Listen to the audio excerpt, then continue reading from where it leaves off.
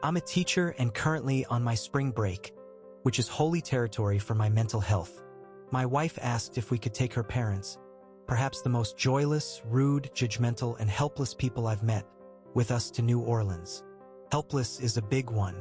They are clueless on how to do anything that isn't in their small Midwestern town. I knew from the get-go the trip was a bad idea, but I went along with it because I love my wife dearly and will do anything for her. Loving your spouse, also a novel concept for boomers. We're currently on day 3, and it has been utter hell. For them, no restaurant is good enough, in one of the best food cities in the world. No less. No line is short enough, no tour is good enough, and my personal favorite, there's too much partying down here. Do they know where we even are? The in-laws are constantly asking for history about New Orleans, and the music is one area I know a lot about. A few minutes ago, while waiting for a cemetery tour, I showed my father-in-law a very cool/small exhibit on a great jazz piano player, James Booker. I explained James Booker is a famous jazz artist, was openly gay, black, and had one eye. Pretty amazing dude, honestly, a lot of overcome adversity. My father-in-law says, with all seriousness, he probably was a pedophile. In front of a bunch of kids standing nearby, by the way, and walks away.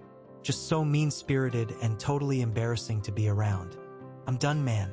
Sorry for the rant. I'm stress-shitting in the museum with a pounding headache, hoping the rest of the day is better. Fuck. Comment 1. Drop them off at World War II Museum in the morning. Enjoy your day, circle back around in like 7 hours to get them. They can boom out on all the other boomers, and you can live your best life. Comment 2. Don't even bother circling back for them. Comment 3. Ruining spring break is bad enough. But ruining a trip to New Orleans is on an entirely different level. It's a city all about having a good time. There's food, music, history, nature, art, and some of the best hospitality a city could have. You have to actively work to be unhappy there. You or your wife need to tell them to suck it up and at least pretend to enjoy their time or leave them behind in the hotel while you go out. Comment 4.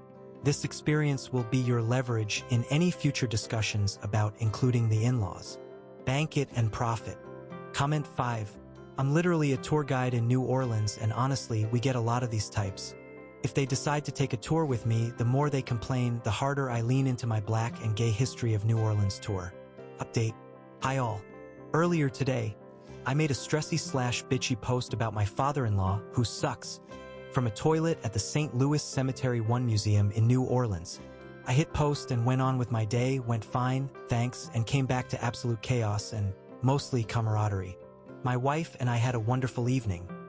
Leaving the in-laws behind at the hotel, we went to Port of Call for some of the best burgers we've ever had and spent time laughing at your comments. Y'all truly made the day better. So thanks. I wanted to also clear some things up since folks were so interested. Oh, and some additional pain if anyone wants to white-knuckle their way through more anecdotes. First, many of you believe my wife is to blame for this trip, or that she owes me one, or that she forced this trip on me.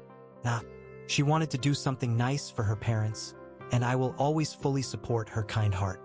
That said, we both agree this is the last trip with them. She has been just as stressed, if not more. She even broke out in hives last night. She's developed an allergy to her parents, clearly. Months before the trip, my wife told her parents that we would be happy to drive. We're from the Midwest. But that we like to have fun on our road trips. This means music, fun detours, and just not plowing through boring highway miles, when possible. They said, "No problem, we're easy." Indeed, they were not. They complained, and quite a bit, about pretty much everything. Ever been told to turn down the already low volume music in your own car? I have. Like many were suggesting, we were selling the World War II Museum hard. But they wouldn't take the boomer bait. But get this, they said no because they would get lost on the way back to the hotel. When we offered to come back and get them, they still said no. It was like they were being stubborn for the sake of spite. So weird. I've included a fun screenshot/text my wife sent her friend about the ordeal.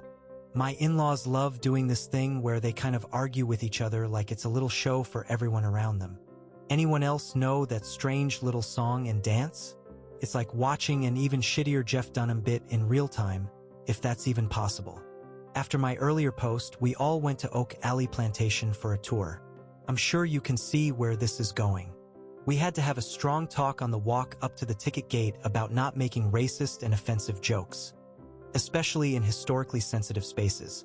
Yes, this talk did, in fact, come after the father-in-law called slave quarters slave shacks. How can it not be mortifying for him for people half his age to tell him to stop acting like a child? My wife told both her parents multiple times they were being rude and/or inappropriate. Like bluntly.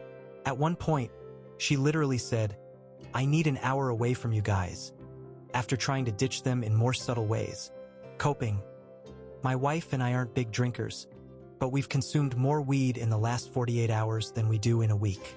This is such a minor detail, but it gave me a chuckle. During one tour, my father-in-law had to put on a wristband, and he couldn't figure it out.